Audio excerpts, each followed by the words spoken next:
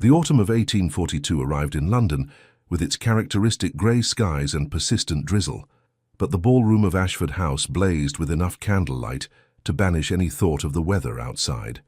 Lady Vivian Sinclair stood near the marble pillar at the edge of the dance floor, her golden hair arranged in elaborate curls that framed her face, her chestnut eyes surveying the crowd with barely concealed frustration.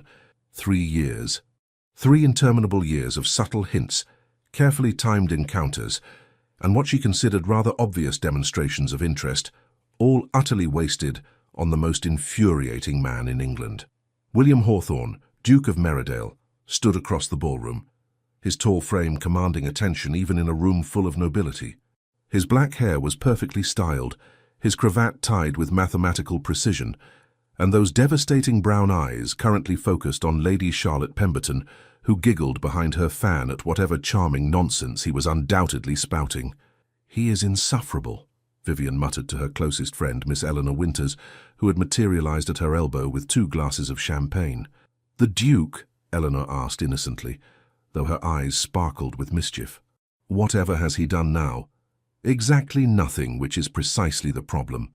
Vivian accepted the champagne and took a rather unladylike gulp. "Look at him, Eleanor, flirting with Charlotte Pemberton as though she hung the moon, when just last week he was composing poetry to Miss Thornbury's eyes." "Dreadful poetry from what I heard," Eleanor offered consolingly. "That is not the point." Vivian's voice rose slightly before she caught herself, lowering it to a fierce whisper. "The point is that William Hawthorne flirts with every woman in London except—" She stopped abruptly. "Except you," Eleanor finished gently. Vivian pressed her lips together. It was not entirely true. The Duke did flirt with her, but in the same casual, meaningless way he flirted with everyone else. There was no weight to it, no genuine interest. She was simply another name on his extensive list of charming diversions. "I have made my interest abundantly clear," Vivian said, her frustration bleeding into her words. "Last month at the Hartley Musicale, I practically quoted his own words back to him about Byron's poetry. At Lady Ashford's garden party, I arranged to be near the rose arbor at precisely the time he takes his constitutional. I have smiled, I have laughed at his jests, I have—" "You have done everything short of proposing to him yourself," Eleanor interrupted, not unkindly. "My dear Vivian, perhaps it is time to accept that the Duke of Merridale is simply not the marrying kind. He is 32 years old. He must marry eventually, if only to produce an heir. Yes, but eventually could be 10 years from now, and you cannot spend the next decade mooning after a man who treats you no differently than he treats Lady Pemberton or Miss Thornbury or any of the other dozen women he's charmed this season alone." Vivian knew Eleanor was right, which only made it more aggravating. She watched as William threw back his head and laughed at something Lady Pemberton said, his whole face transforming with genuine amusement. Her heart gave that familiar, painful squeeze it always did when she looked at him. Goodness gracious, she was pathetic. "What I need," Vivian said slowly, an idea beginning to form, "is to make him realize what he is missing." Eleanor's eyes widened. "Oh no, I know that expression. What are you planning?" Before Vivian could answer, a smooth voice interrupted them. "Lady Vivian, Miss Winters, how delightful to see you both looking so lovely this evening." Lord Nathaniel Ashcombe, eldest son of the Marquis of Denshire, swept into an elegant bow. With his golden hair, striking blue eyes and fashionable attire, Nathaniel was considered one of the most handsome gentlemen in society. Though everyone agreed his vanity rather diminished his appeal. Still, he was charming enough, wealthy enough, and well-connected enough to be invited everywhere. "Lord Ashcombe," Vivian said, offering her hand. An idea struck her with such clarity that she nearly gasped. "How wonderful to see you."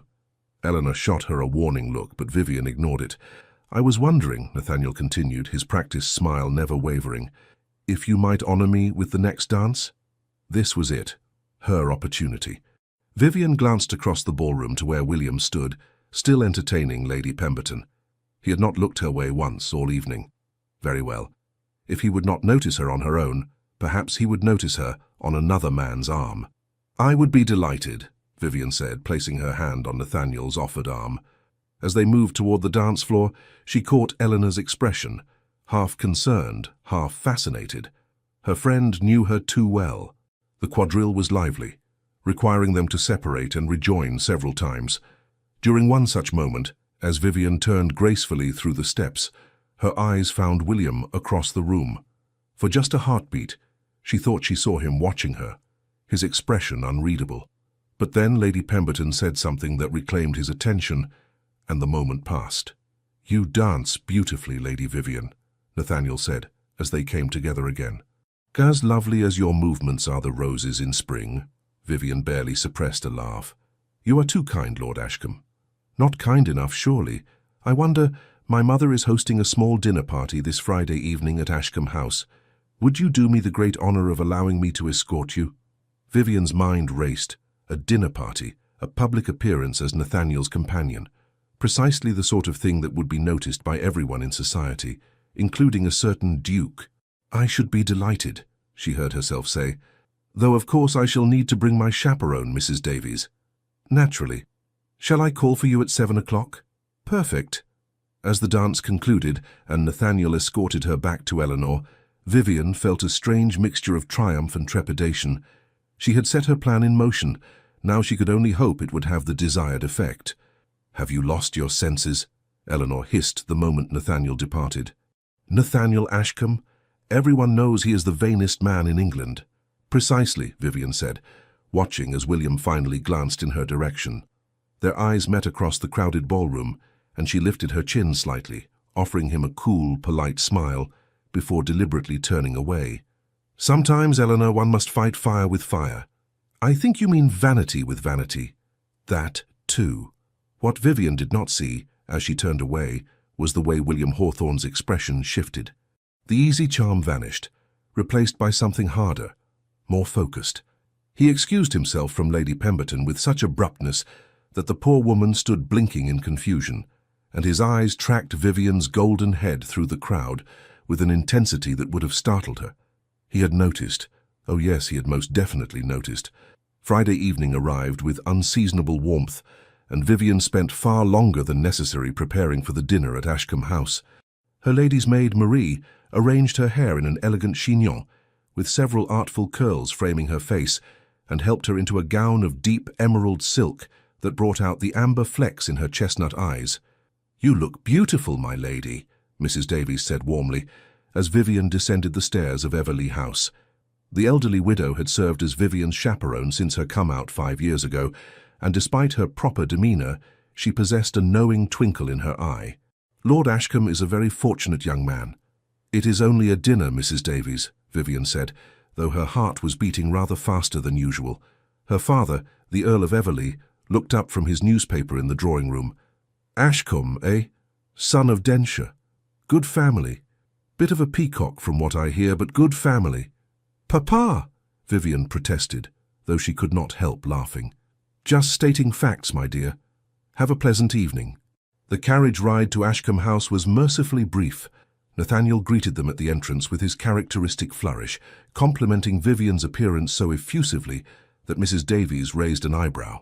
"You are too generous, Lord Ashcombe," Vivian said, taking his arm as they entered the house. The dinner party proved to be larger than Nathaniel had suggested. At least 30 guests filled the elegant dining room. Vivian's heart skipped when she spotted several familiar faces, including Eleanor, who caught her eye with a look that clearly said, "I hope you know what you are doing." But it was the tall figure near the windows that made Vivian's breath catch. William Hawthorne stood in conversation with Lord Winters and another gentleman, a glass of wine in his hand. He wore evening attire of impeccable cut, his black coat moulded perfectly to his broad shoulders, his cravat arranged in the intricate mathematical style he favoured. He looked, Vivian thought with some irritation, absolutely magnificent. And then he turned, and his eyes found hers across the room. The effect was immediate and electric. His gaze swept from her face to where her hand rested on Nathaniel's arm, and something dangerous flashed in those brown eyes. His jaw tightened almost imperceptibly, and the glass in his hand stilled halfway to his lips. Nathaniel, oblivious to the undercurrents, guided Vivian further into the room, introducing her to various guests with elaborate courtesy. But Vivian was acutely aware of William's presence, of the way his attention kept returning to her, even as he maintained his conversation with Lord Winters. "Lady Vivian," a smooth voice said, and she turned to find William standing before her, having materialized with the predatory grace of a wolf. "How unexpected to see you here." "Your Grace," she replied, pleased that her voice remained steady. "I might say the same of you. I was not aware you were acquainted with the Ashcombe family." "My connections are extensive," he said, his tone pleasant, but his eyes cool. They flicked to Nathaniel, who had stepped slightly closer to Vivian in an unmistakably possessive gesture. "Ashcombe, Your Grace," Nathaniel responded with a bow that was precisely as deep as protocol required, and not an inch more. "How good of you to grace our humble gathering." Vivian nearly laughed at the absurdity of calling Ashcombe House, a magnificent mansion in Mayfair, humble, but she maintained her composure. William's attention returned to her, and she felt pinned by the intensity of his gaze. "I was not aware that you and Lord Ashcombe were acquainted." The pause before acquainted was deliberate and loaded with meaning. "We danced at the Ashford ball," Vivian said lightly. "Lord Ashcombe was kind enough to invite me to this evening's dinner." How thoughtful of him. The temperature in the immediate vicinity seemed to drop several degrees.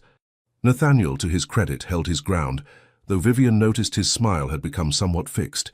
"Since when," William continued, his voice deceptively casual, "have you had a suitor, Lady Vivian?" The question hung in the air like a blade. Vivian's heart hammered in her chest, but she forced herself to meet his gaze steadily, even as triumph sang through her veins. It was working. By all the heavens, it was actually working. "Since I decided to accept the attentions of a gentleman who actually demonstrates interest," she replied, her tone sweet as honey, but her meaning unmistakable. Something flared in William's eyes, jealousy, pure and undisguised. His hand tightened around his wineglass so forcefully that Vivian half expected the crystal to shatter. The moment stretched between them, charged with unspoken words and suppressed emotion. Then William's mouth curved into a smile that did not reach his eyes. "How delightful for you both," he said. The words clipped. "I hope you enjoy your evening, Lady Vivian Ashcombe." He turned and walked away with such barely controlled fury that several guests glanced after him in surprise. Vivian watched him go, her own emotions in turmoil. Triumph, certainly. She had achieved exactly the reaction she wanted, but also something else, something that felt uncomfortably like guilt and confusion. "Goodness," Nathaniel murmured beside her.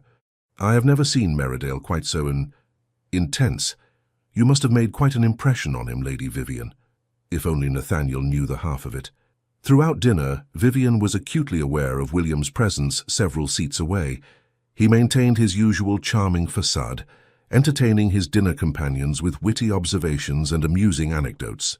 But every time Vivian glanced in his direction, she found his eyes already on her, dark and brooding and filled with something that made her pulse race.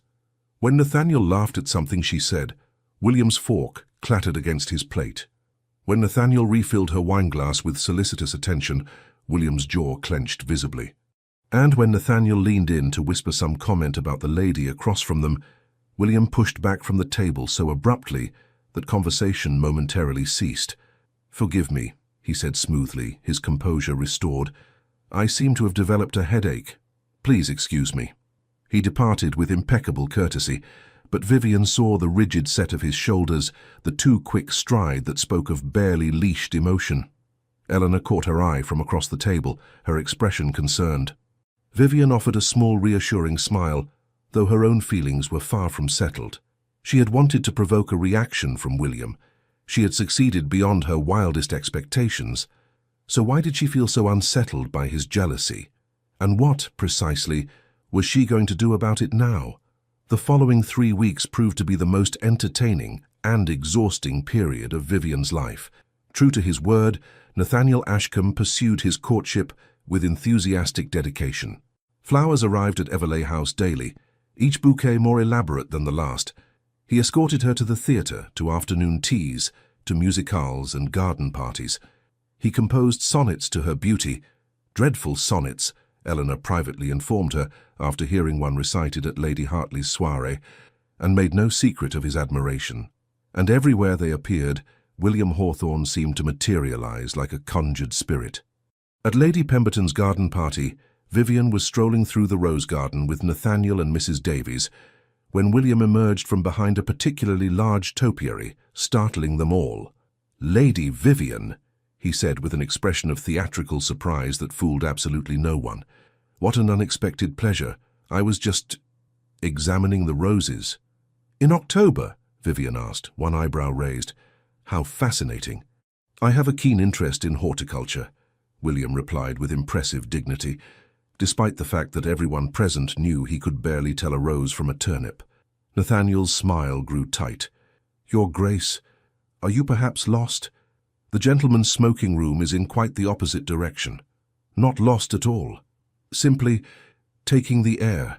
"The air seems particularly thick today," Nathaniel observed. William's eyes flashed dangerously, but before he could respond, Vivian smoothly intervened. "Gentlemen, perhaps we might all enjoy the air together. The weather is lovely." What followed was possibly the most awkward 15 minutes of Vivian's life, with Nathaniel on one side determinedly pointing out various flowers and commenting on their beauty, while clearly knowing nothing about them, and William on the other, making increasingly absurd observations about soil composition and pruning techniques, equally ignorant but far more creative in his fabrications. Mrs. Davies trailed behind them, her expression hovering between amusement and despair. "The Duke seems very interested in gardening," Nathaniel said, after William finally departed to inspect the hedges elsewhere. "Strange, considering Lord Winters mentioned just last week that Meridale once mistook an herb garden for decorative shrubbery and had his gardener plant roses in it." Vivian bit her lip to keep from laughing. The pattern repeated itself with increasing frequency. At the theatre, William appeared in the box adjacent to theirs, having apparently purchased the tickets that very afternoon. During a promenade in Hyde Park, he, coincidentally, happened to be riding past at the exact moment Vivian and Nathaniel stopped to admire the Serpentine. At Lady Thornbury's musicale, he arrived late and took the only available seat, directly behind Vivian, spending the entire performance leaning forward to offer whispered commentary that made concentration impossible. "He is stalking you," Eleanor observed one afternoon as they took tea at Everley House. "I have never seen anything like it. The Duke of Meridale, one of the most sought-after bachelors in England, has become a lovesick puppy." "He is not lovesick," Vivian protested, though her heart fluttered at the suggestion. "He is possessive. There is a difference. My dear."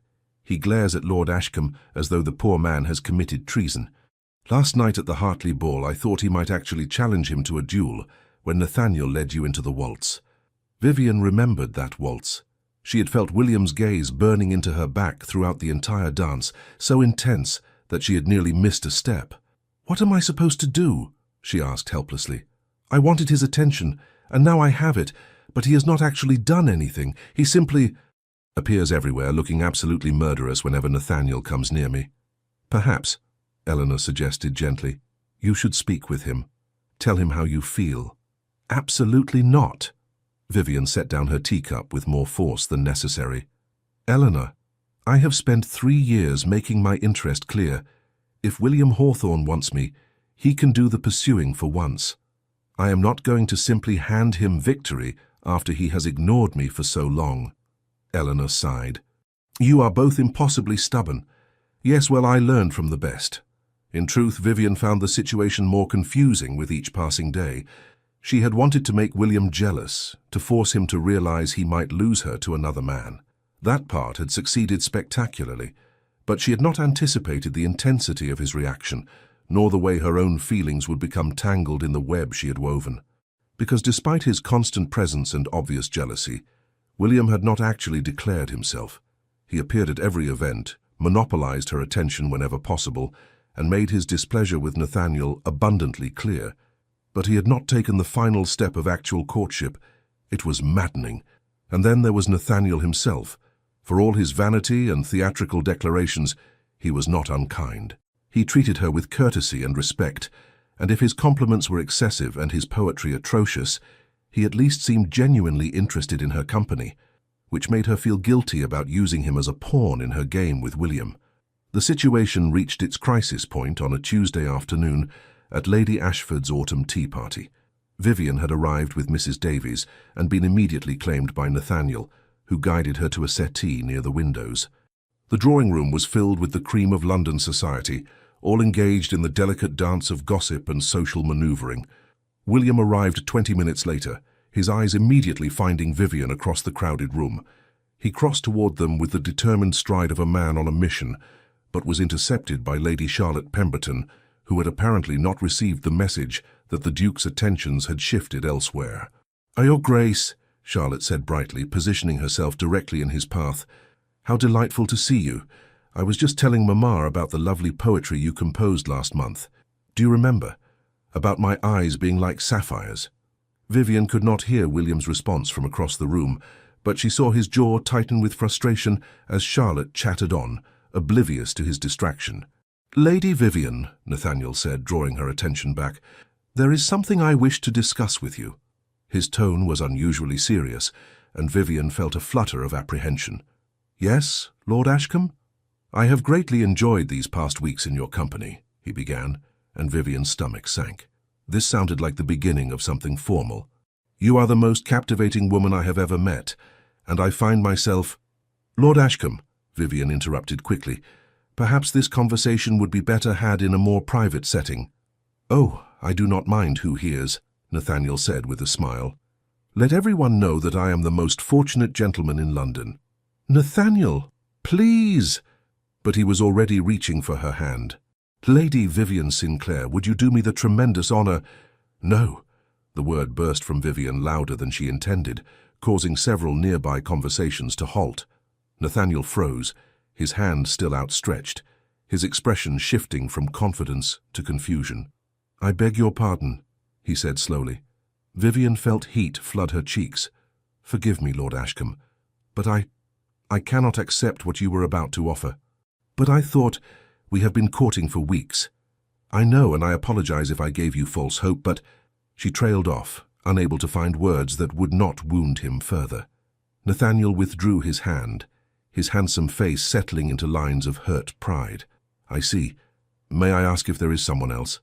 Vivian's eyes involuntarily flicked across the room to where William stood, now staring at them with an expression of intense focus, having apparently abandoned Lady Charlotte mid-sentence. Nathaniel followed her gaze and his mouth thinned. "Ah, the Duke, I should have realized." "Nathaniel, I am truly sorry. No need to apologize, Lady Vivian," he said stiffly, rising to his feet. "You have made your feelings perfectly clear. If you will excuse me." He departed with as much dignity as he could muster, leaving Vivian sitting alone with a room full of curious eyes upon her. Mrs. Davies materialized at her elbow, offering silent support. Eleanor rushed over the moment Nathaniel disappeared. "What happened?" "I believe," Vivian said faintly, "I just ended a courtship that I am not entirely certain actually existed." "By thunder," Eleanor breathed. "Look at the Duke." Vivian looked. William was crossing the room toward her with single-minded intensity, his expression a mixture of hope and determination that made her heart race. But before he could reach her, Lady Ashford announced that tea would be served in the garden, and the crowd shifted, creating an impenetrable barrier between them. Vivian caught a glimpse of William's frustrated expression before she was swept up in the general movement toward the doors. By the time she reached the garden and extracted herself from a conversation with Lady Thornbury about embroidery patterns, William had vanished entirely. "He left," Eleanor reported, returning from a reconnaissance mission. "Lord Winters said he claimed a pressing engagement." Vivian felt an absurd urge to cry. "I do not understand him. He has been haunting my every step for weeks, glaring at Nathaniel as though plotting his demise, and now, when Nathaniel is finally out of the picture, he simply leaves." "Perhaps," Eleanor suggested carefully, "he does not know that Nathaniel is out of the picture. You did have your confrontation rather publicly, but that does not mean the Duke heard what was said." Vivian considered this. It was possible. William had been across the room, and the background chatter would have obscured their actual words. For all he knew, she might have accepted Nathaniel's proposal. "What do I do?" she asked helplessly. Eleanor squeezed her hand. "You wait, and you trust that if his feelings are genuine, he will find a way to make them known." But 3 days passed with no word from William. No flowers arrived at Everley House. No coincidental encounters occurred at social events. It was as though he had simply vanished from her life. Vivian told herself she was not disappointed. She had played her game and achieved her goal of making him jealous. If he chose not to act on those feelings, that was his decision to make. But in the quiet moments, usually late at night when sleep eluded her, she admitted to herself that she was desperately, hopelessly in love with William Hawthorne, and she had no idea what to do about it. The answer came on Friday afternoon in the most unexpected way possible. Vivian was in the library at Everley House attempting to lose herself in a novel when Marie rushed in with wide eyes. "My lady, Lord Ashcombe is here, and he insists on speaking with you. He says it is urgent." Vivian's brow furrowed. "Did he seem angry?" "No, my lady, quite the opposite, actually. He seemed almost nervous." Curiosity overcame her reluctance. "Very well. Show him to the drawing room, and please ask Mrs. Davies to join us." 5 minutes later, Vivian entered the drawing room to find Nathaniel pacing before the fireplace, his usually immaculate appearance slightly disheveled. Mrs. Davies had already settled into her usual chair near the window, her embroidery in hand. "Lord Ashcombe," Vivian said, her voice carefully neutral, "this is unexpected." Nathaniel turned, and to her surprise, his expression held genuine distress. "Lady Vivian, I owe you an enormous apology." "Whatever for?" "For my behavior these past weeks, for pursuing a courtship that I now realize was not entirely genuine on my part." Vivian sank onto the settee, thoroughly confused. "I do not understand." Nathaniel took a deep breath, as though steeling himself. "The truth is, Lady Vivian, I have been courting you under false pretenses, not because I did not enjoy your company, you are truly delightful, but because—" He paused, color rising in his cheeks.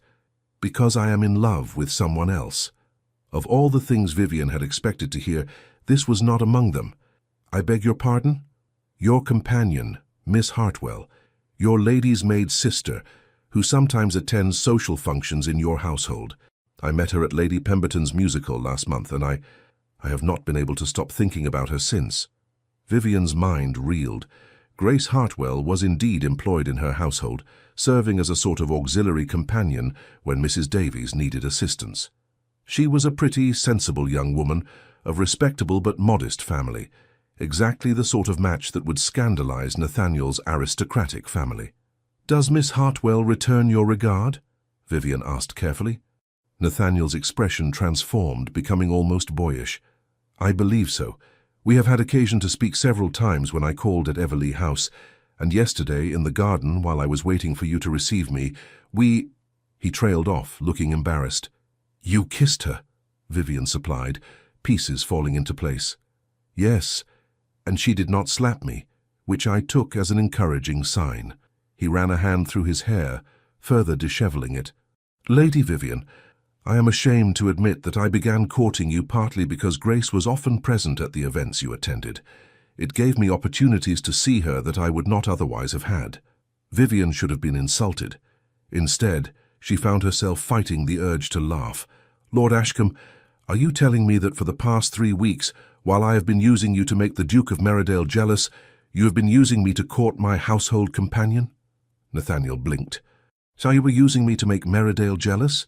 Spectacularly successfully, I might add. A startled laugh burst from Nathaniel. "Heavens, we are a pair of absolute scoundrels." "Indeed." Vivian felt an enormous weight lift from her shoulders. "So what will you do about Miss Hartwell?" "I intend to speak with her father and request permission to court her properly.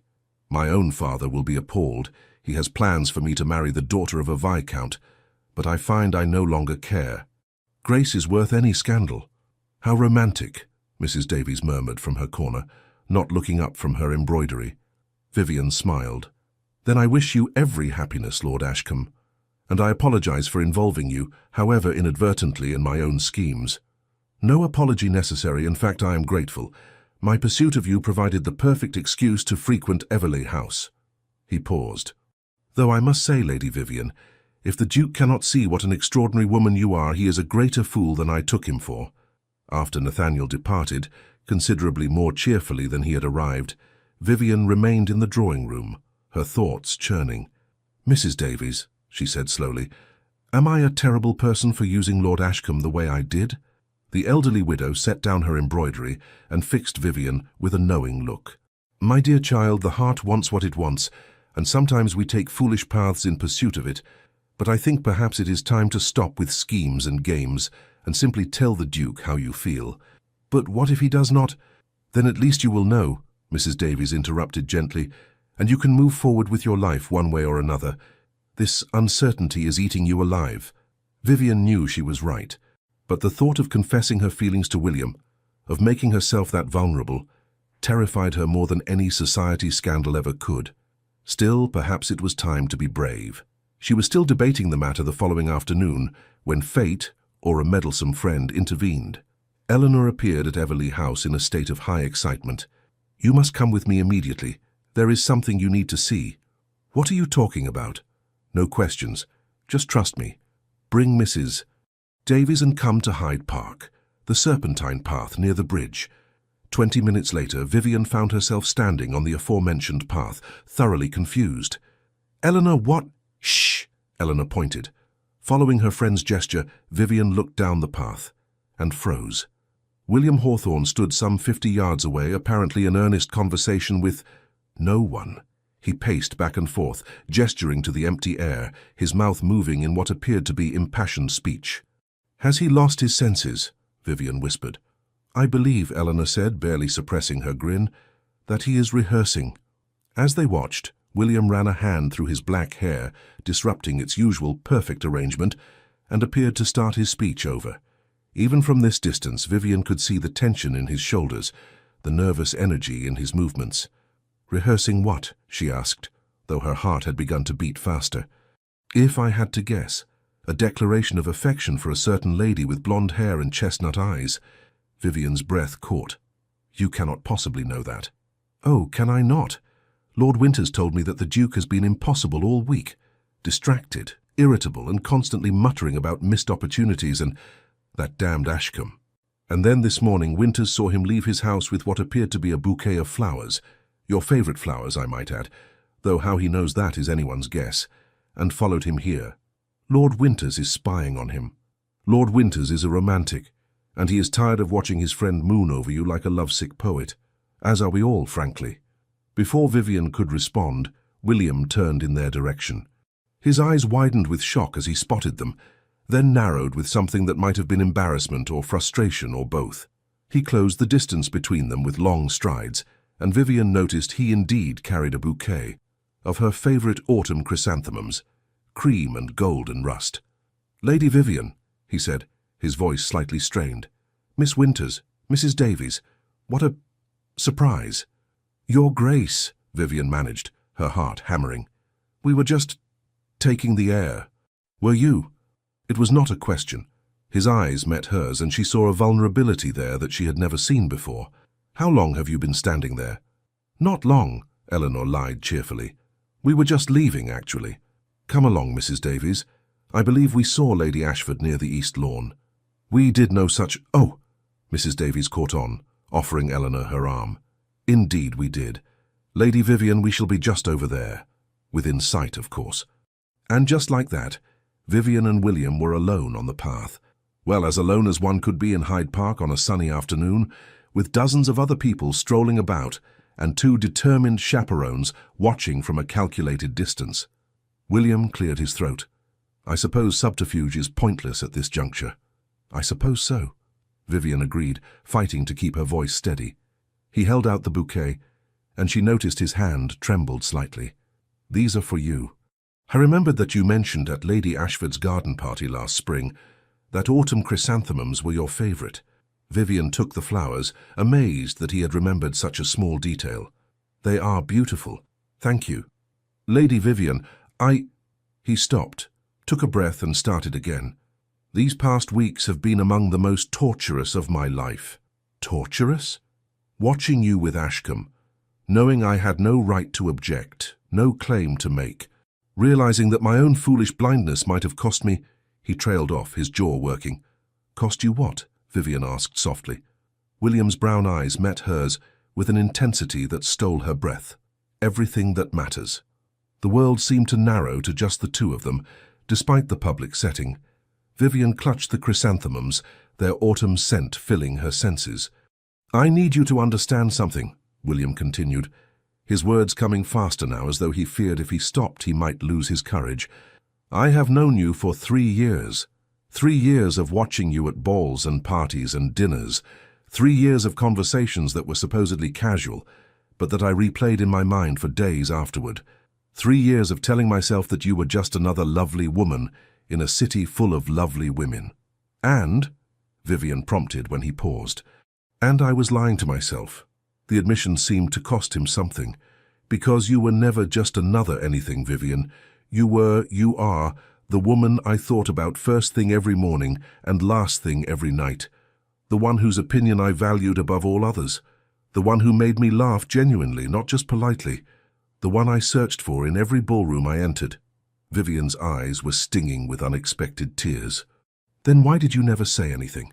Why did you flirt with every other woman in London but treat me as though I were merely another acquaintance? Because I was terrified, William said simply. My parents' marriage was a disaster. Loveless, bitter, filled with resentment. I swore I would never let myself become vulnerable that way. Never give anyone that kind of power over me. So I kept everyone at arm's length, including you. Especially you, because you were the one who could have truly hurt me. William, let me finish, please, before I lose my nerve entirely. He took a step closer, and she could see the emotion roar in his face.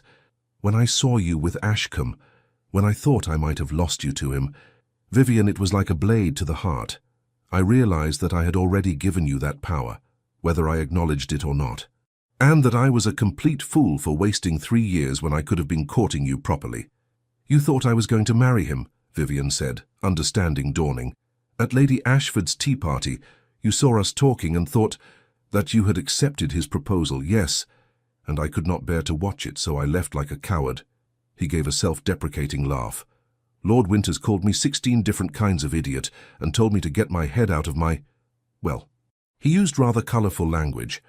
The point is, I returned to Lady Ashford's house that evening, determined to speak with you, but you had already left, and then I spent the next 3 days trying to compose the perfect speech that would convince you to give me a chance, even though I deserved nothing from you after my behaviour. Vivian felt as though her heart might burst. The speech you were practicing just now. Yes. Though I had not intended for you to witness that particular humiliation.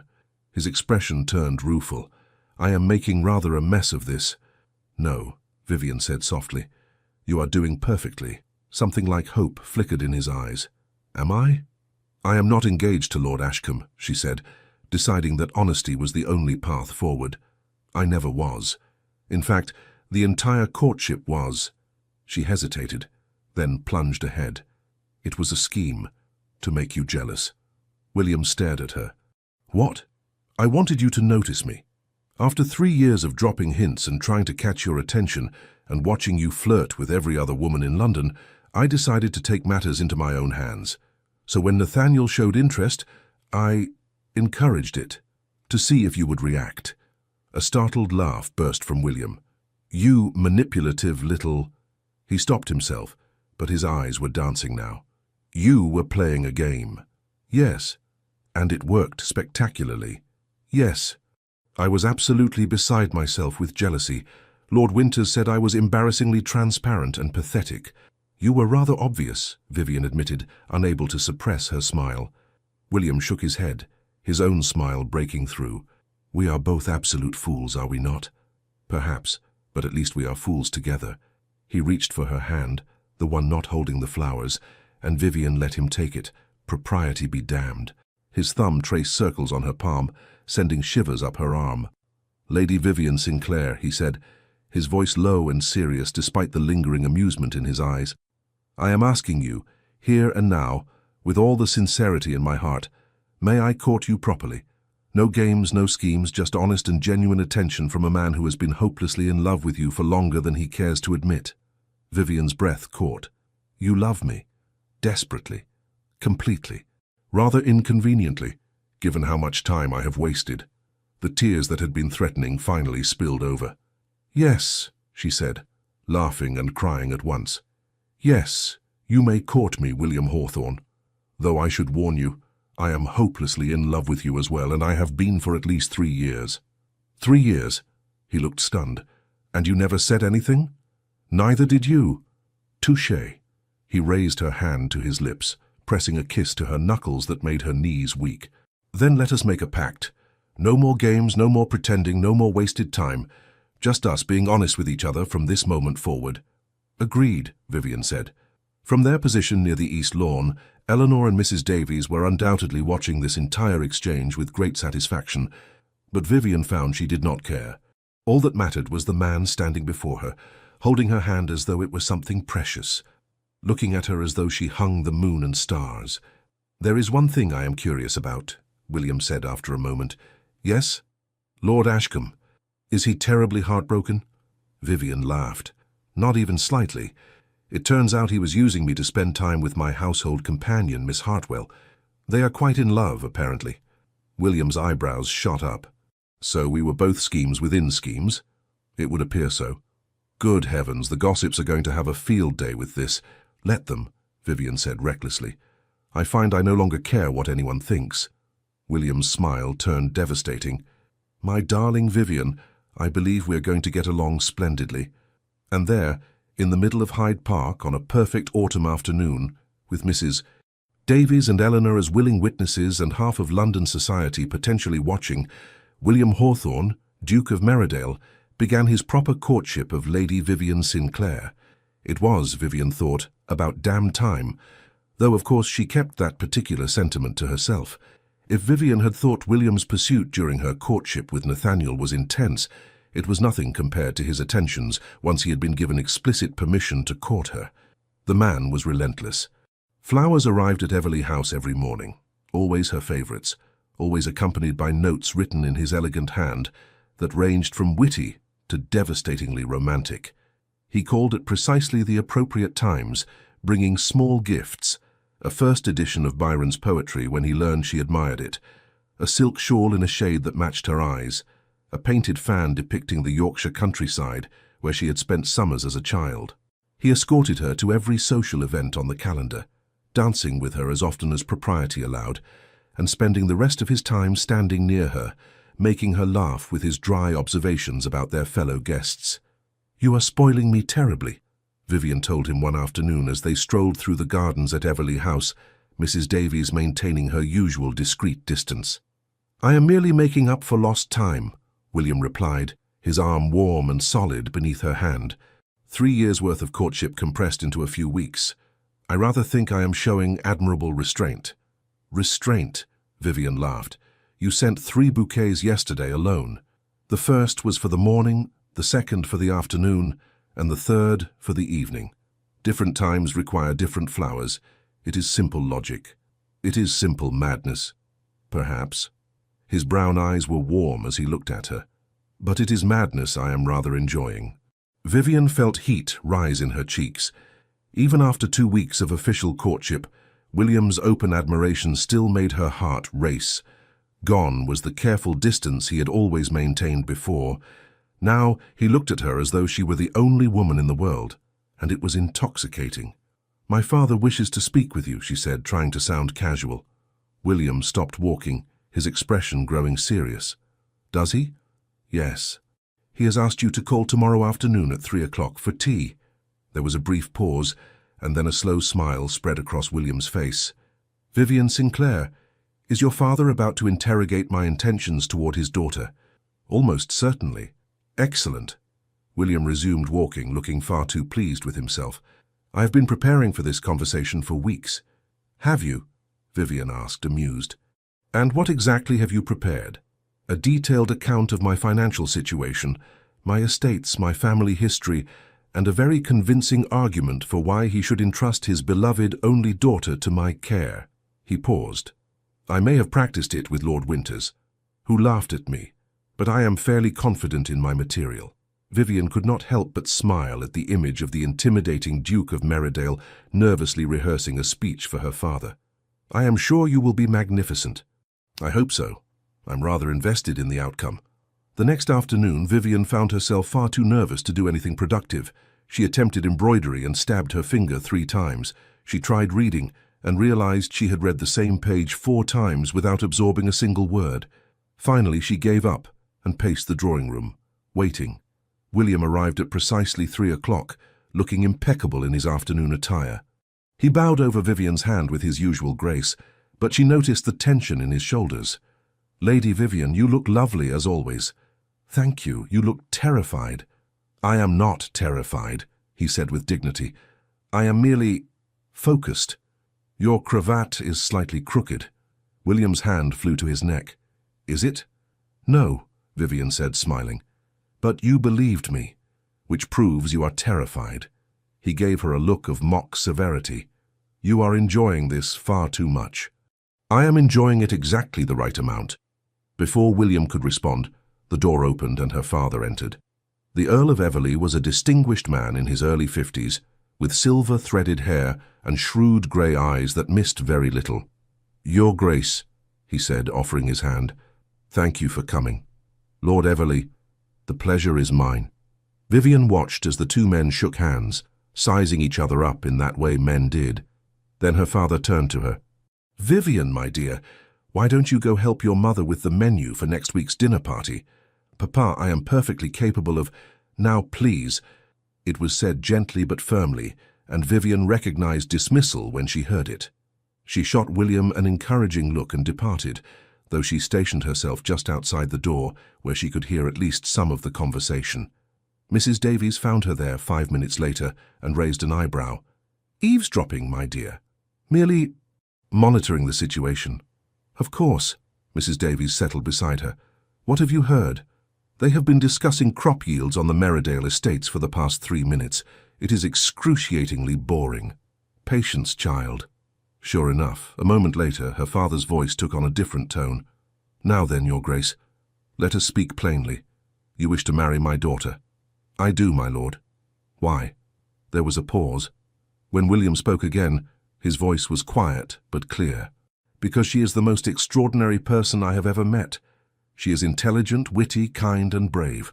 She challenges me, makes me laugh, makes me want to be a better man. I have wasted 3 years being a fool, and I do not intend to waste another moment. I love your daughter, Lord Everley, and if you will grant me permission, I would like to spend the rest of my life proving to her that she made the right choice in accepting my courtship." Vivian pressed her hand to her mouth, her eyes stinging with tears. Her father was silent for a long moment, then, "Those are pretty words, Your Grace, but I have known you since you were a boy, and I know your reputation. You have broken more hearts in London than most men manage in a lifetime." "I have," William acknowledged, and Vivian could hear the regret in his voice. "I was careless with others' feelings, and I am ashamed of that. But I swear to you, on everything I hold sacred, that I will never be careless with Vivian's heart. She is—" His voice grew thick with emotion. "She is everything to me, sir."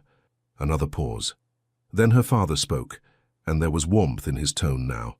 "I believe you, Hawthorne, and since my daughter quite clearly adores you, heaven knows why, you have my blessing to propose. But mark me, if you hurt her, Duke or not, I will make your life exceedingly unpleasant." "I would expect nothing less, my lord." Vivian could not help herself. She pushed open the door and walked back into the room, startling both men. "Vivian," her father said, "were you listening at the door?" "Absolutely not," she lied without shame. "I just wanted to check that you gentlemen had everything you needed."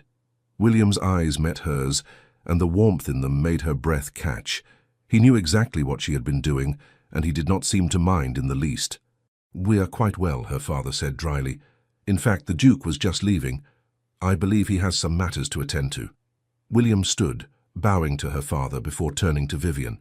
"Lady Vivian, perhaps you would do me the honor of a carriage ride tomorrow afternoon. There is something I would like to discuss with you." "I would be delighted," Vivian said, her heart hammering. After William departed, her father looked at her with fond exasperation. "You were absolutely listening at the door." "Yes, Papa. What am I going to do with you?" "Wish me happy," Vivian suggested hopefully. Her father's expression softened. "Always, my dear, always." The next afternoon was bright and clear, with that particular quality of autumn light that made everything seem sharper, more vivid. Vivian dressed with particular care in a walking dress of deep burgundy, her hair arranged in loose curls that Marie insisted made her look like a heroine from a novel. William arrived with his finest carriage, and without a groom, she noticed, which was slightly improper but not scandalously so, especially given Mrs. Davies' presence. They drove to Richmond Park, where the trees were ablaze with autumn color. William guided the horses expertly along the winding paths, making light conversation about the weather and the upcoming Hartley ball. But Vivian could sense an undercurrent of nervous energy in him. Finally, they reached a secluded grove overlooking the Thames, and William brought the horses to a stop. "Mrs. Davies," he said, turning to address her chaperone, "would you mind terribly if Lady Vivian and I took a brief walk? I promise to keep her in your sight at all times." Mrs. Davies smiled. "I suppose that would be acceptable, Your Grace. I shall remain here with the carriage." William helped Vivian down, and they walked together toward a bench situated beneath an ancient oak tree. The view was spectacular, the river winding silver below them, the city hazy in the distance, the park spread out in a carpet of red and gold. "This is beautiful," Vivian said softly. "I thought you would like it." William took both her hands in his, and she noticed they were trembling slightly. "Vivian, there is something I need to say to you." "Yes?" He took a deep breath. "When I first realized I loved you, I was terrified. I told myself it was just attraction, just interest, just anything but love. Because love meant vulnerability, and vulnerability meant potential pain, and I had spent my entire adult life avoiding both. William, please, let me finish. I need you to understand." His brown eyes were intense, earnest. "I watched my parents destroy each other with their indifference and resentment. I swore I would never let anyone have that kind of power over me. But what I did not understand, what I was too foolish to realize, is that love is not about power. It is about trust. It is about choosing every day to be vulnerable with someone who will treat that vulnerability as the precious gift it is." Vivian's eyes were stinging with tears. "You trust me? Completely, utterly. You could shatter me, Vivian Sinclair. You have the power to hurt me more than anyone else in the world." He smiled, and it was the most open, genuine expression she had ever seen on his face. "And somehow, that does not terrify me anymore. Because I know that you would never misuse that power." "I would not," she whispered. "I promise you, William, I would never. I know. Just as I promise you that I will spend every day of my life earning your trust, deserving your love, and thanking whatever providence brought you into my world." He released one of her hands to reach into his coat pocket, withdrawing a small velvet box. Vivian's breath caught. "Lady Vivian Sinclair," William said, his voice steady despite the emotion in his eyes, "I am asking you, before God and with all the love in my heart, will you marry me? Will you take this impossible, formally commitment-phobic duke and transform him into the husband you deserve? Will you let me spend the rest of my life making you laugh, holding you when you cry, arguing with you about poetry, and loving you with every fiber of my being?" He opened the box, revealing a ring that took Vivian's breath away. The center stone was a deep amber, the exact shade of the chrysanthemums he had brought her in the park, surrounded by small diamonds that caught the afternoon light. "I had it specially made," William said, watching her face. "The stone is citrine, which I am told represents joy and creativity. The jeweler thought I was mad for not choosing a diamond, but I wanted something that reminded me of you, of that day in the park when you agreed to let me court you, of autumn, which is when I finally found my courage." Vivian realized she was crying in earnest now, tears streaming down her face. "It is perfect," she managed. "You are perfect, and yes, William Hawthorne, yes, I will marry you." The relief and joy that flooded William's expression was worth every tear she had shed, every sleepless night she had spent wondering if he would ever see her, every moment of doubt and uncertainty. He slipped the ring onto her finger. It fit perfectly, of course, and then he did something that surprised her. He pulled her close, right there in the open, where Mrs. Davies and anyone else who happened by might see, and kissed her. It was not a chaste, proper kiss. It was deep and passionate and full of 3 years' worth of suppressed longing.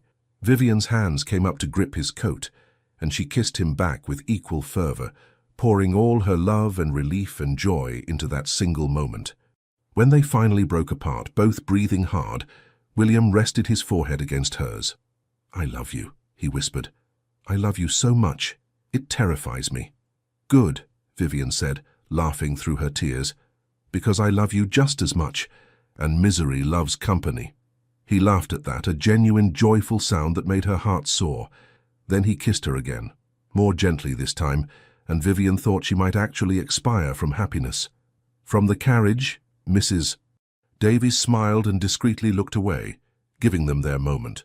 The engagement was announced the following week, and if anyone was surprised by the match, they kept it to themselves. The general consensus seemed to be that the Duke of Meridale had finally come to his senses, and that Lady Vivian was a very fortunate woman. Vivian, for her part, thought William was the fortunate one, though she graciously accepted all congratulations. The wedding was set for December, which gave them just over 2 months to prepare. Vivian's mother threw herself into the planning with enthusiastic determination, and Everleigh House became a constant flurry of activity involving dressmakers, florists, caterers, and seemingly endless lists. Through it all, William remained a constant presence. He called every day, sometimes twice a day, finding excuses to see her even when there was no particular need. He attended tedious meetings with the wedding planner, offered opinions on flower arrangements, with no actual knowledge of flowers but great confidence nonetheless, and generally made himself indispensable. "You do not need to be here for the discussion of napkin colors," Vivian told him one afternoon as they sat in her mother's drawing room, surrounded by fabric samples. "On the contrary, I have very strong feelings about napkin colors," William said seriously. "That ivory is clearly superior to this cream. The undertones are completely different." Vivian's mother looked delighted. "Finally, someone who understands. Lord Everleigh insists they are identical." "Men of taste know the difference, Lady Everleigh." After her mother departed to consult with the housekeeper, Vivian turned to William with raised eyebrows. "You cannot tell the difference between those napkins." "Not even slightly," he admitted cheerfully. "But your mother was so pleased when I agreed with her, and I'm attempting to establish myself as the ideal son-in-law." "You are ridiculous." "Yes, but I am your ridiculous, which makes it acceptable." Vivian could not argue with that logic. One afternoon, about 3 weeks before the wedding, Vivian found herself at Meridale House for tea. William had invited her to see his, soon-to-be their, home, and she was curious to see where she would be living. The house was magnificent, a sprawling Georgian mansion in Mayfair with elegant proportions and beautiful gardens. William gave her a tour, pointing out various features and rooms, but Vivian could see he was leading her somewhere specific. Finally, they reached a set of double doors on the 2nd floor. William paused, his hand on the handle, looking suddenly uncertain. "These are the Duchess's chambers," he said quietly. "They have been closed since my mother's death 20 years ago.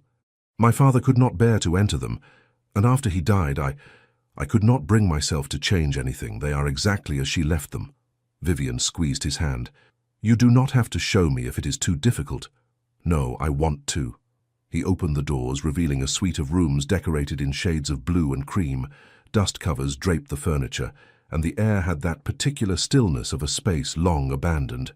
"I want you to know about my mother, about who she was before my father's indifference broke her spirit." They walked through the rooms together, as William told her about his mother, Caroline Hawthorne, who had loved music and poetry, who had taught him to read before he was 4, who had filled the house with laughter before the joy slowly drained away under the weight of her husband's coldness. "She loved this room," William said, stopping before a large window overlooking the gardens. "She would sit here for hours, reading or embroidering. After she died, my father had the room sealed. He said it was out of respect for her memory, but I always thought it was guilt. He knew he had made her miserable, and he could not face the evidence of what he had destroyed." "William," Vivian said softly, moving to stand before him, "you are not your father." "I know. At least, I know it now."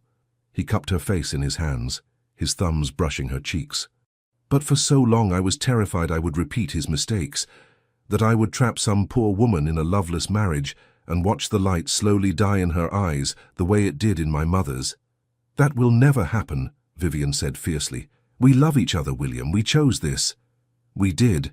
He kissed her forehead gently. "I want to redecorate these rooms. Make them yours, not my mother's ghost. Fill them with light and color and joy. Will you help me?" "Of course." Vivian looked around the space, already envisioning possibilities. I think pale yellow, perhaps, like sunshine. And we should open those curtains. Let the light in. Your mother would want that, I think. She would want these rooms to be happy again." William's arms came around her, holding her close. "Have I told you today that I love you?" "At least 3 times, Vivian said, smiling against his chest, "but I do not think I shall ever tire of hearing it." "Good, because I intend to say it rather frequently for the next 50 or 60 years. They stood like that for a long moment, wrapped in each other's arms in the dusty, forgotten rooms, and Vivian felt hope blooming, not just for themselves, but for the healing these old wounds needed, for the joy that would fill this house once William was no longer haunted by his parents' failures. They would be different. They would be happy. She was certain of it. The morning of December 15th dawned cold and bright, frost painting delicate patterns on the windows of Everley House. Vivian woke early, her stomach aflutter with nerves and excitement. Today was her wedding day. Marie burst into the room at 8 o'clock, followed by Eleanor and Vivian's mother, all of them talking at once about schedules and preparations and the 1,000 tiny details that apparently required attention before noon. "The flowers have arrived and they are perfect," her mother announced, looking slightly flushed but happy. "The chrysanthemums are exactly the shade you wanted, and the ribbons match your dress beautifully." "The guests are already gathering at the church," Eleanor added, perching on the edge of the bed. "Goodness, Vivian, half of London must be attending. I saw at least 4 duchesses arrive already, and Lady Ashford's carriage got stuck in the queue." Vivian laughed, some of her nervousness easing. "William will be beside himself. He hates crowds." "William will be besotted the moment he sees you," her mother corrected. "Now come, we must begin. Marie, the bath is ready." The next several hours passed in a blur of activity. Vivian was bathed, perfumed, and dressed with meticulous care. Her wedding gown was ivory silk with delicate embroidery at the bodice and hem, the sleeves fitted to her arms, and the skirt falling in elegant folds. It was beautiful without being ostentatious, which suited her perfectly. Marie arranged her hair in an elaborate style, weaving in tiny winter roses and securing her veil with the Everley family tiara, a delicate circlet of diamonds and pearls that had belonged to her grandmother. "You look like a princess," Eleanor breathed when they were finally done. Vivian looked at herself in the mirror and barely recognized the woman staring back. The dress, the hair, the jewelry, it all combined to create someone who looked far more sophisticated and elegant than she felt. But her eyes were bright with joy, and the smile on her face was genuine. That was what mattered. "I am getting married," she said wonderingly, "to William, to the most stubborn, wonderful, infuriating man in England." "Who loves you desperately," Eleanor reminded her. "Do not forget that part." "I shall not." Her father knocked on the door at precisely 11:30. When he entered and saw her, his eyes grew suspiciously bright. "My beautiful daughter," he said gruffly. "When did you grow up?" "Oh, Papa." Vivian embraced him carefully, mindful of her dress and veil. "Do not make me cry before we even reach the church." "Cannot promise that," he said, but he smiled as he offered her his arm.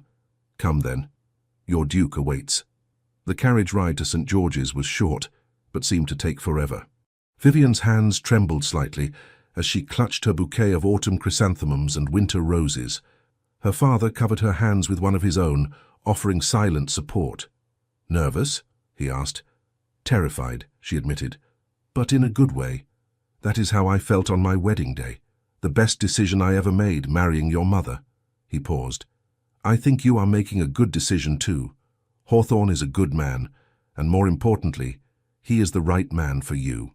"I know," Vivian said softly. "I've always known, I just had to convince him of it."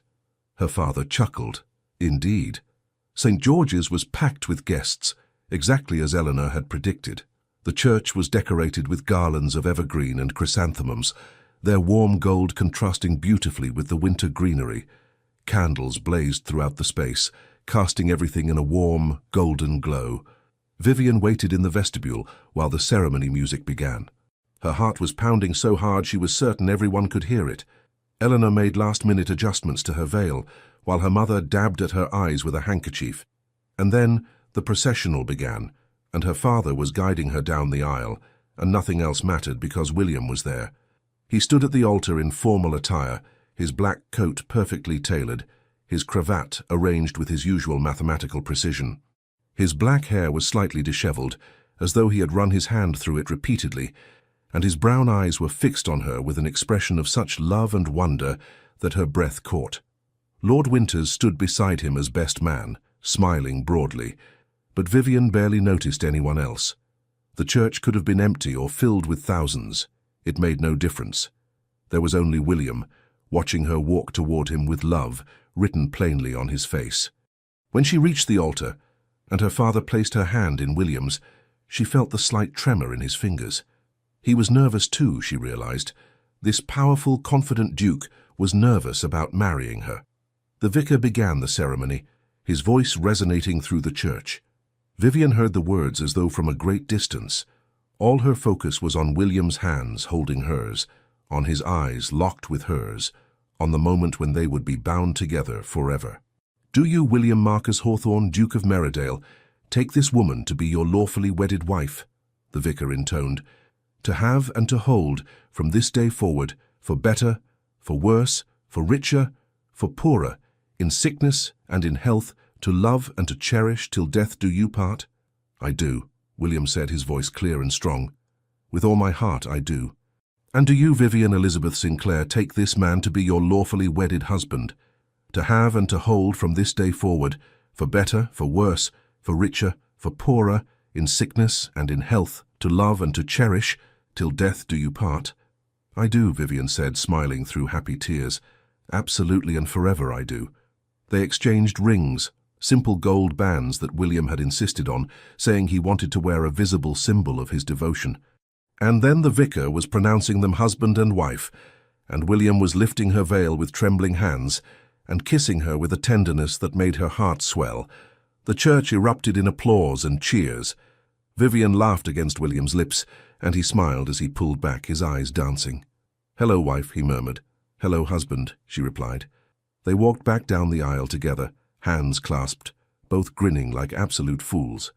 Vivian caught glimpses of familiar faces, Eleanor weeping openly, her mother and Mrs. Davies both dabbing at their eyes, her father looking proud and emotional. Even Nathaniel Ashcombe was there, seated beside a blushing Grace Hartwell, both of them smiling warmly.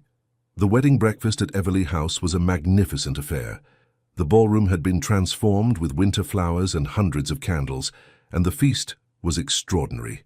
Vivian barely tasted any of it, too caught up in the joy of the occasion and the constant press of well-wishers offering congratulations. William remained at her side throughout, his hand finding hers at every opportunity, his attention never wavering from her, even as he made polite conversation with various guests. "You are being very attentive," she teased during a brief moment of relative privacy. "I am simply ensuring my investment," he replied with mock seriousness. "I went through considerable effort to win you. I am not about to let you escape now." "Escape? We are married, William. I cannot escape." "Precisely my plan all along. I am very cunning." She laughed, and he stole a kiss. Propriety be damned. Lord Winters proposed the first toast, his speech full of affectionate jokes about William's transformation from confirmed bachelor to besotted husband. "I have known Merridale for 20 years, he concluded, raising his glass, "and I have never seen him as happy as he has been these past months. Lady Vivian, I beg your pardon, Your Grace, you have accomplished what we all thought impossible. You have made this impossible man understand what truly matters. To the Duke and Duchess of Merridale." "To the Duke and Duchess," the guests echoed, and Vivian felt tears prick her eyes again. As the afternoon wore into evening, the celebration continued. There was dancing. William claimed Vivian for the first waltz, holding her so close that Eleanor teasingly called it scandalous, and more food and toasts and laughter. Finally, as the winter sun began to set, William leaned close and whispered, "Would you think me terribly rude if I suggested we escape our own wedding breakfast?" Vivian glanced around at the still crowded ballroom. "Where would we go?" "Home," he said simply. "Our home. I want to begin our life together, Vivian. Just the two of us." She felt warmth spread through her chest. "Yes," she said. "Let us go home." They made their excuses to her parents, who smiled knowingly and offered no objections. Then, with the help of Eleanor and Lord Winters creating a distraction, they slipped away to the waiting carriage. As they drove toward Merridale House through the twilit streets of London, William pulled Vivian close against his side. "Happy?" he asked. Deliriously, she replied. Though I confess I am a bit nervous about what comes next. As am I, he admitted, but we shall figure it out together. That is rather the point of marriage, I think. Meredale House glowed with welcoming light as they approached. The staff had lined up to greet them, offering congratulations and well wishes. Mrs. Patterson, the housekeeper, presented Vivian with the keys to the house with great ceremony. Welcome home, Your Grace, she said warmly. Thank you, Vivian replied, feeling slightly overwhelmed by the title. She was a duchess now, the Duchess of Meredale. It still seemed unreal. William dismissed the staff for the evening, giving them permission to celebrate below stairs. Then he turned to Vivian with a slightly mischievous expression. Come with me. I have something to show you. He led her upstairs to the rooms that had once been his mother's, the Duchess's chambers. But when he opened the doors, Vivian gasped. The space had been completely transformed. Gone were the dust covers and musty air. The walls had been painted a soft, sunny yellow, exactly as she had suggested. New curtains in cream silk framed the windows, and elegant furniture in honey-colored wood filled the space. Fresh flowers bloomed in vases throughout the rooms, and a fire crackled welcomingly in the hearth. William, she breathed, when did you— I have been working on it since the day you first saw these rooms, he said. I wanted them to be ready for you, for us. A new beginning in a space that had known too much sorrow. Vivian walked through the transformed chambers, touching the beautiful fabrics, admiring the thoughtful details. Everything was perfect, warm and welcoming, and full of light. There is one more thing, William said, guiding her to a small writing desk by the window. A leather-bound book rested on its surface. Open it. Vivian opened the book and found it full of William's handwriting, pages and pages of it. She read the first entry, dated 3 years prior. I saw Lady Vivian Sinclair at the Pemberton Ball tonight. She wore green, which brought out the gold in her eyes. We discussed Byron's poetry, and she challenged my interpretation with such intelligence and wit that I found myself utterly captivated. I told myself it was merely intellectual admiration. I am beginning to suspect I was lying to myself even then. You kept a journal about me? Vivian asked, her voice thick with emotion. For 3 years, William confirmed. Every encounter, every conversation, every moment I spent convincing myself I was not falling in love with you. I thought perhaps someday I might give it to you, so you would know that even when I was being an absolute fool, some part of me always knew you were special. Vivian turned to find him watching her with such tenderness that her heart ached. I love you, she said simply. So very much. And I love you. He crossed the room and took her hands. I promise you, Vivian, I will spend every day of our life together making you happy. You have given me the greatest gift, your love, your trust, your life. I do not take that lightly. I know, she said, and I promise the same to you. We shall build something beautiful together, William. Something full of joy and love and laughter. Nothing like what your parents had, something entirely our own. Yes, he agreed, pulling her close. Something entirely our own. He kissed her then, properly this time, without the constraints of propriety or watching crowds. It was deep and passionate and full of promise, and when they finally broke apart, both were breathless. Welcome home, Your Grace, William murmured against her lips. Welcome home, Vivian replied, smiling. My love. 2 years later, the gardens at Meredale House blazed with autumn color. The chrysanthemums Vivian had planted the previous spring, creating a spectacular display of golds and russets. She stood among them, smiling as she watched her husband attempt to teach their 8-month-old son the proper way to examine a flower. You see, Thomas, William was saying with great seriousness to the baby in his arms, one must appreciate the subtle gradations of color. This petal, for instance, has at least 3 distinct shades. Thomas responded by grabbing the flower and attempting to stuff it in his mouth. No, that is not— Vivian, help me, he is trying to eat the garden. Vivian laughed and rescued both the flower and her husband. Perhaps botanical education can wait until he is old enough to not try consuming everything he touches. A sensible suggestion, William conceded, shifting Thomas to his hip. The baby, who had inherited his father's dark hair and his mother's brown eyes, reached up to grab William's cravat with delighted gurgles. You are extraordinarily patient with him, Vivian observed, moving close to press a kiss to William's cheek. It is very attractive. Is it? William's eyes warmed. I shall endeavor to be patient more often then. You are patient with me constantly. That is different. You do not try to eat flowers, only because they taste terrible. I experimented as a child. William laughed, the sound full and genuine. Vivian never tired of hearing it. The serious, guarded man she had fallen in love with had transformed into someone lighter, happier, more openly affectionate. Fatherhood suited him remarkably well. Eleanor and Lord Winters are coming to dinner tonight, Vivian reminded him, with their daughter. Excellent. Little Catherine and Thomas can have their first proper playdate. Though at 8 months and 6 months I suspect playing will consist largely of them staring at each other and drooling. Probably, Vivian agreed, smiling. Eleanor had married Lord Winters 6 months after Vivian's own wedding, in what everyone agreed was the most romantic courtship of the season.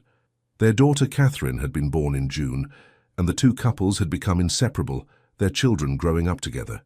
I also received a letter from Nathaniel this morning, Vivian added. He and Grace are expecting. How wonderful. When? Next spring. They sound absolutely thrilled. William shook his head wonderingly. Who would have thought that your scheme to make me jealous would result in 2 happy marriages and soon to be 3 children? I am an excellent schemer, Vivian said smugly. You are a menace, William corrected, but he was smiling.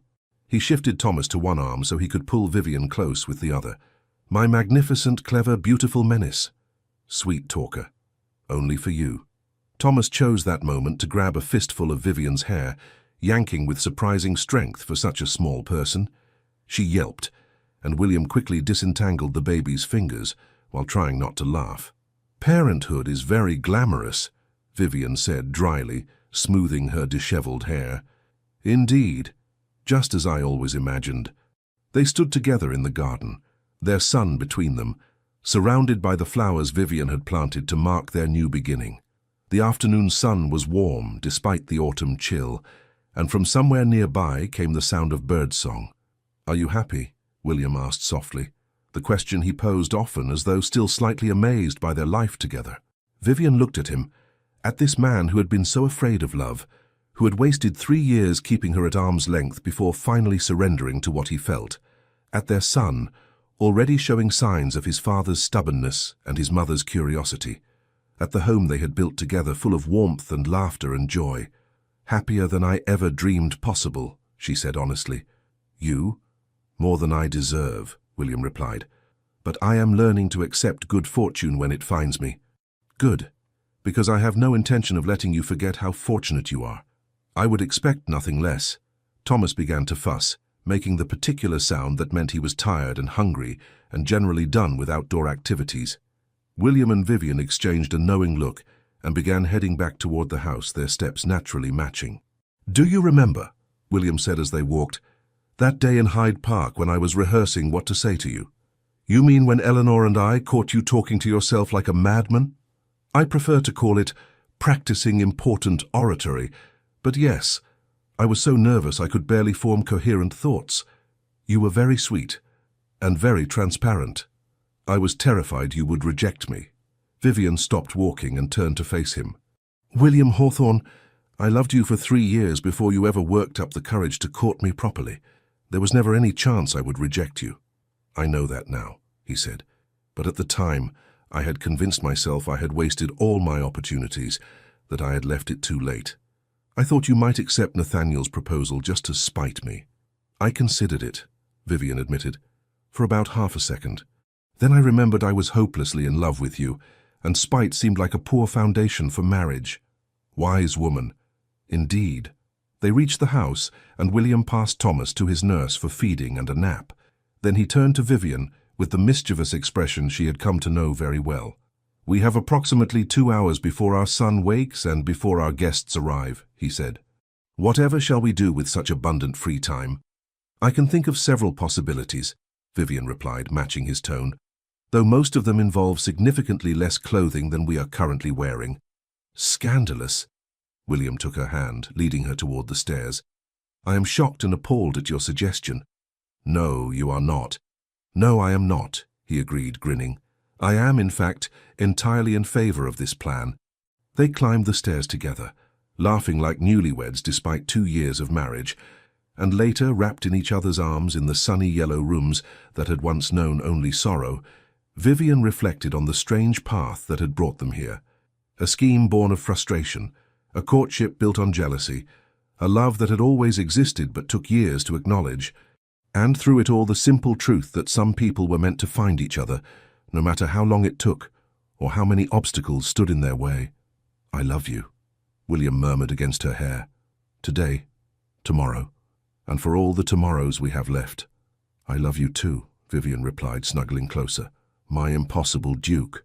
"Your impossible Duke," he agreed. "Now and always." Outside, the autumn wind rustled through the gardens, carrying the scent of chrysanthemums, those flowers that had become their symbol, marking the day everything changed. The day jealousy gave way to honesty, and games gave way to genuine devotion. And in the house that had once been cold and empty, laughter rang out, the sound of a family built on love and trust, and the simple joy of being together. It was, Vivian thought as sleep began to claim her, the perfect ending to their story, or rather, the perfect beginning to the rest of their lives. The end. Thank you so much for staying with us until the end of this beautiful story. We truly hope it warmed your heart and reminded you that love, no matter how delayed or complicated, always finds a way. If you enjoyed this video, please like, comment, share, and subscribe to our channel. Your heartfelt support keeps us motivated to tell more stories full of romance, healing, and emotional redemption. And don't forget, at the end of this video, another story from our channel will appear. Click and be swept away by more unforgettable moments. Thank you for being here. The Legends of the Fall Team.